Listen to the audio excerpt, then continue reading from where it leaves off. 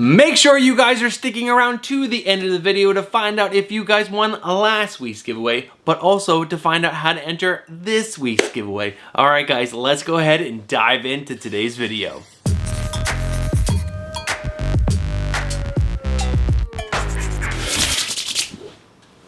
What is going on, comic book fans? Welcome back to the channel and welcome back to another Wednesday pull list, which is your hype video for New Comic Book Day. The whole point of this video right here is to get you pumped and get you excited to run down to your local LCS tomorrow, which is November 15th of 2023, to pick up these amazing comics that we're going to talk about in today's video. Now, if you do not have an LCS, guys, I would suggest going online, using those little fingers, and ordering some of these books because some of these books are absolutely amazing. Guys, I am so excited for some of these books. Now, I'm going to be completely honest with you. I'm still a little sick. You can probably hear it in my voice, but guys, my life is very, very busy right now. My job is extremely busy. I am working from 10 to 7 p.m. every single day. I got a lot of stuff going on the weekends, and guys, I really didn't read a lot of my books this week, and we'll talk about that during the pull list section,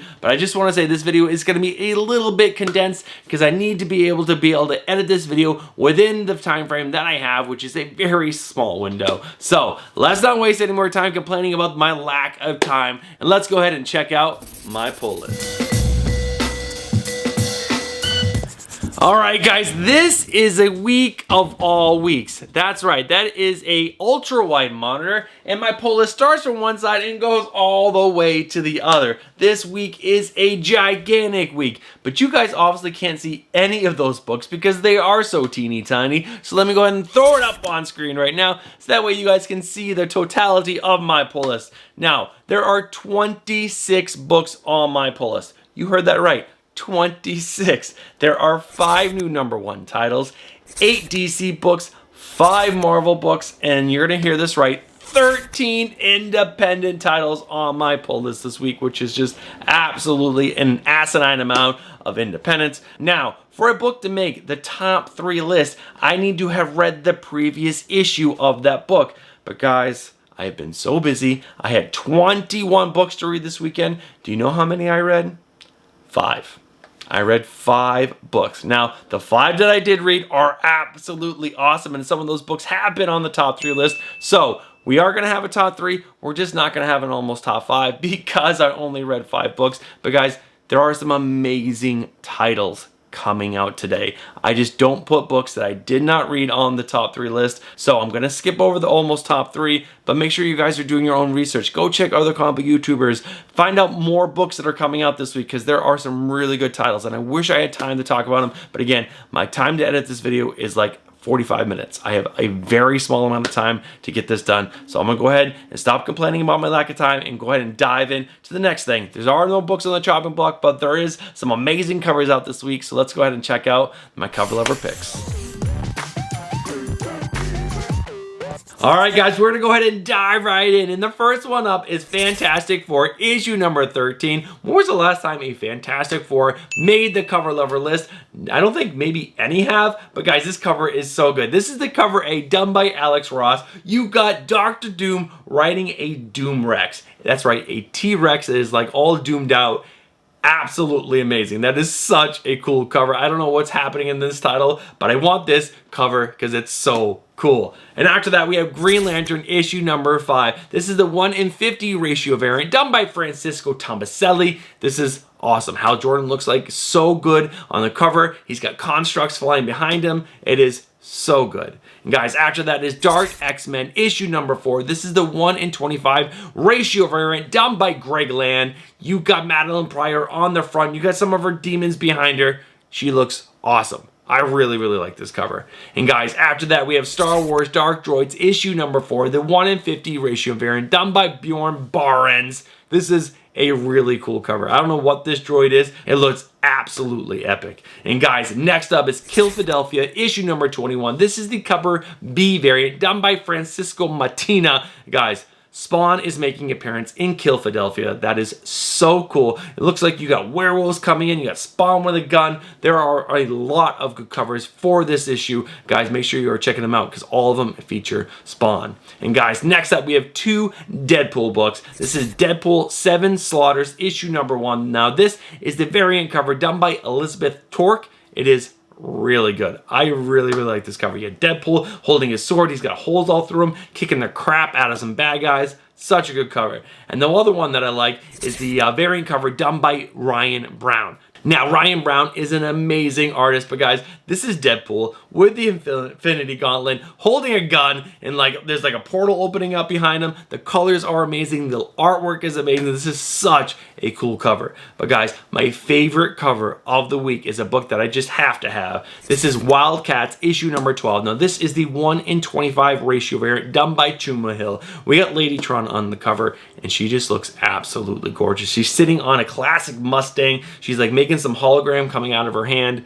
It is gorgeous. It is awesome. Now this is a must-have pickup in my opinion. I gotta have it. I just gotta have it. So I'm 100% getting this book. Are you guys excited for this cover right here? Is there a cover that I missed that you're really excited about? Guys, let me know down in the comments below. But guys, those are my cover letter picks for this week. So we're gonna go ahead and move over to the next section, which are my new number 1s that I just think you guys have to be excited about. All right, guys, before we move over to that new number 1, I just want to ask you guys, if you have not hit that like button just yet, do me a favor and smash that like button. It really helps the algorithm get this video out to more people. And guys, if you're not subscribed, what are you doing? Get yourself subscribed. This is some channel with some awesome comic book content that comes out every single week, and you should be subscribed. All right, guys, that's it for me. Let's go ahead and check out this new number 1. Alright guys, this is the 3rd video where I talked about this book. This book was in my previews highlights video, then it was on in my video for final order cutoff, and it's back again. Guys, this is The Deviant issue number 1. Now this is coming from writer James Tynion IV and art by Josh Hickson, and I just cannot wait to read this book. When James Tynion IV does horror, it's so good, and the fact that this is going to be a horror book that involves Christmas during the Christmas season, epic. But guys, let me go ahead and read the synopsis to you guys, and then we can show off some covers because there are some absolute bangers. So, as snow falls over Milwaukee in 1972, a blood-stained Santa Claus commits unimaginable atrocities against young men. 50 years later, a troubled young writer interviews this so-called deviant killer who still maintains his innocence from behind bars. And as Christmas approaches once again, the past returns wielding a sharpened axe. So good. Now, there are a lot of variant covers. I'm going to show them all right now. There are a bunch, but I'm going to go ahead and talk about my favorites. Guys, first up is the cover G, which is the 1:100 ratio cover done by Lee Bermejo. You got this creepy ass guy dressed up as Santa coming out of the fireplace with his axe. So good. It's Lee Bermejo goodness. Now, the other 2 covers that I want to show you guys are both exclusive covers. I'll have links for those down in the description below. But this first one up is really cool. They all feature a creepy ass guy in a Santa suit. But the first one up is the exclusive Virgin variant done by Hugh Din. I want to say that's how it's pronounced. But guys, check out this cover. That vibrant red behind the green chair, and then a creepy ass Santa sitting in the chair holding his axe with a bloody presence next to him.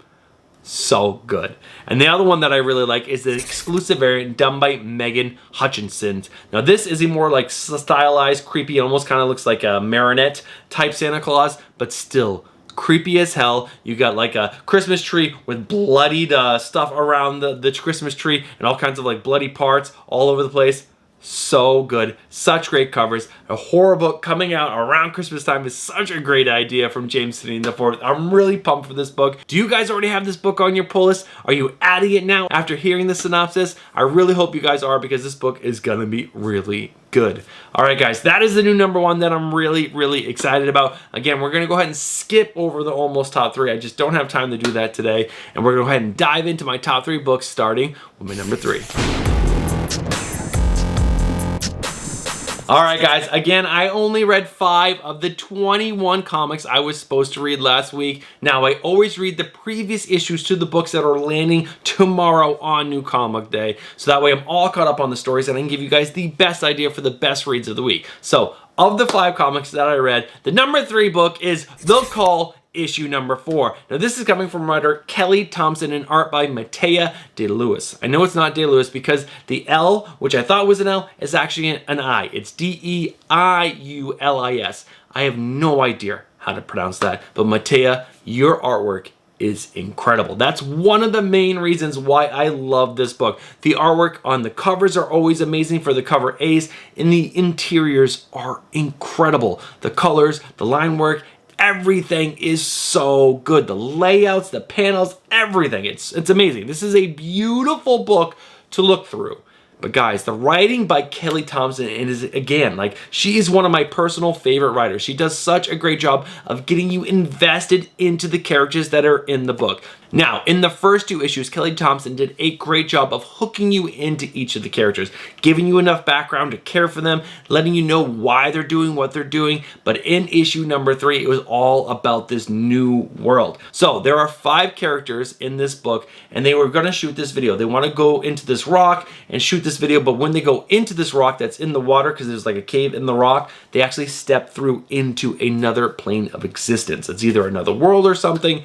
And we learned so much more about that world in issue number 3. There's these creatures that like are part of a hive mind, and when these 5 characters stepped into this world, they became part of the hive mind, and so the hive mind started learning about them. And as long as they were pure of heart, everything was okay. But this one character that has a dark part of her because she's lost someone in her life and she hasn't been able to like process that, and this new world wants her out, wants her dead. And that is a really cool part. But this world also gave these other characters powers. It is so good. It's a bunch of teenagers. You got teenage dramas and angst. It is so good. And the artwork by Matea is incredible. I hope I did a good job of getting you interested and excited for this book because it was really good, and I'm really excited for issue number 6. But guys, that is the number 3 book, and we're gonna go ahead and move on to the number 2.